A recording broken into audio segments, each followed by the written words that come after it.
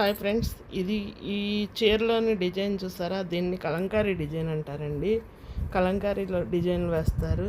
ఈ డిజైన్ వేసేటప్పుడు వాళ్ళు చేతులు ద్రావకాల్లో ముంచి చేసి చేతులకి బొబ్బలు వచ్చి ఎంత కష్టపడతారో ఈ డిజైన్ వేయడానికి. ఎంత కష్టపడితే ఈ అందమైన డిజైన్ వస్తుందో మనకి 2-3 కలర్స్ మిక్స్తో వేస్తారండి. ఏదైనా సరే అందుకోసమనే కష్టపడితే దక్కంది ఏది లేదంటారు. వాళ్ళ కష్టానికి ఫలితం మనం అనుభవిస్తున్నామండి.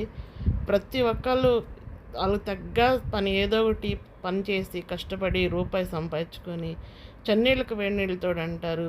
ఇంట్లో నలుగురు ఉంటే నలుగురు పనిచేసి నలుగురు బాధ్యతలను పంచుకొని ఒక్కొక్క రూపాయి వేసుకొని ఈ కష్టం వచ్చిందని నలుగురు కూర్చొని డిస్కషన్ చేసుకొని ఒక సొల్యూషన్ తెచ్చుకుంటే నలుగురు కలిసి ఉన్నట్టు ఉంటుంది. అందరి బాధలు అందరికీ తెలుస్తాయండి.